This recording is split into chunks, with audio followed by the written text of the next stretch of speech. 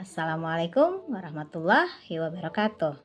Pada kesempatan kali ini, saya akan sedikit menjabarkan, mengajarkan mengenai pembuatan kerajinan dari bahan limbah lunak. Apa sih yang dimaksud dengan limbah?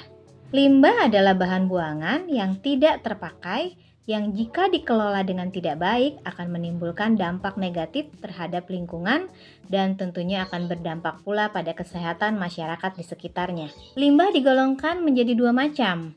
Yang pertama ada limbah organik dan yang kedua ada limbah anorganik. Limbah organik adalah limbah yang berasal dari makhluk hidup alami atau sifatnya yang mudah membusuk dan terurai.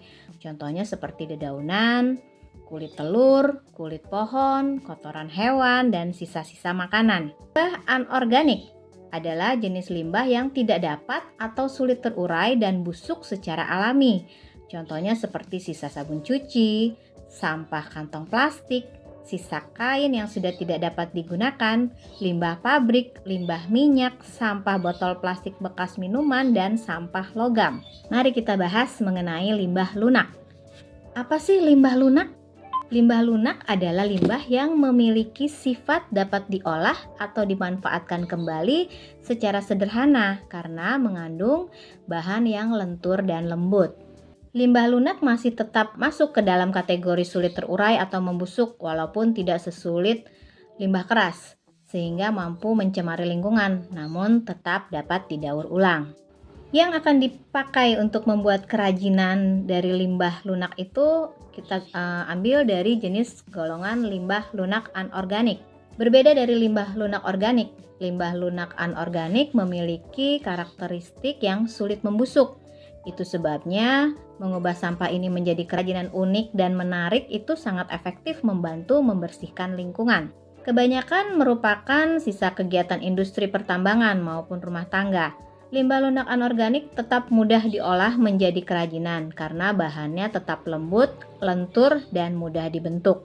Beberapa contoh dari limbah lunak anorganik adalah yang pertama plastik kemasan. Itu sangat banyak sekali dan mudah ditemukan. Lalu yang kedua styrofoam, lalu ada karet sintetis, ada kain perca, ada kotak kemasan, dan sebagainya. Lalu bagaimana proses pengolahan limbah lunak? Dalam mengolah limbah lunak, terdapat 3 prinsip penting yang perlu diterapkan. Prinsip-prinsip tersebut dikenal sebagai 3R, yakni reduce atau mengurangi penggunaan barang yang berpotensi menjadi limbah, lalu reuse, menggunakan kembali barang-barang untuk mengurangi produksi sampah, lalu recycle, mengolah atau mendaur ulang barang-barang yang sudah tidak bisa dipakai kembali. Ketika limbah-limbah lunak organik dan anorganik sudah tidak bisa dipakai kembali, maka mereka akan berakhir ke dalam proses pendaur ulangan. Bagaimana cara proses pengolahan limbah lunak secara umum? Meskipun sudah masuk proses daur ulang, limbah-limbah tadi masih perlu dipilah kembali. Siapa tahu ada sampah yang ternyata masih bisa digunakan lagi. Setelah disortir, limbah tersebut selanjutnya akan dibersihkan. Mungkin masih banyak kotoran-kotoran yang menempel pada kemasan-kemasan yang mungkin nanti akan kita pakai. Proses selanjutnya adalah pengeringan. Umumnya ini berlaku pada limbah lunak organik supaya kandungan airnya hilang total. Limbah yang telah dikeringkan akan diberikan warna sesuai dengan selera.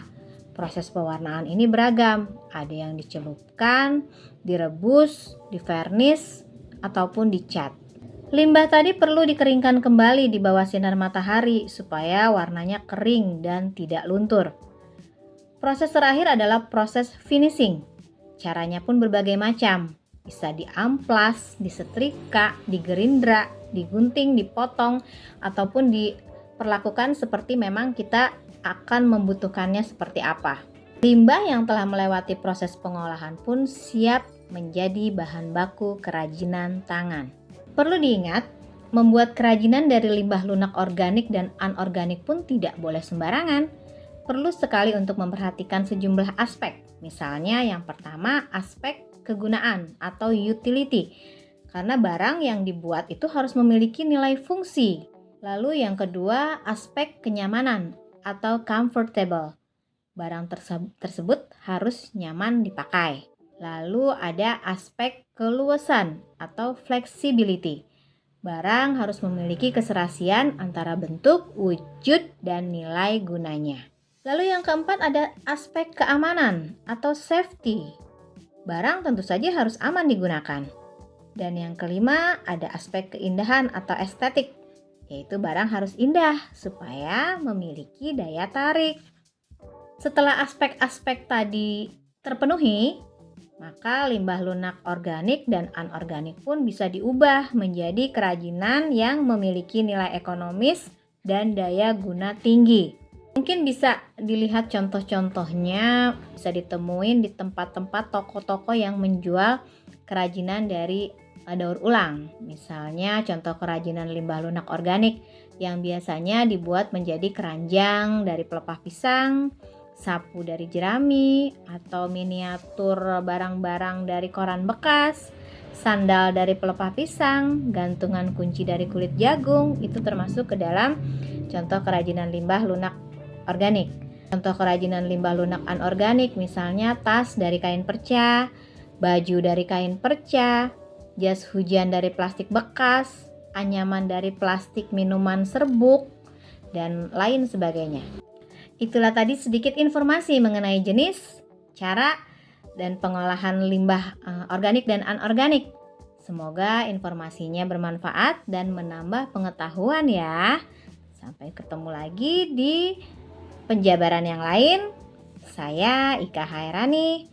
Assalamualaikum warahmatullahi wabarakatuh.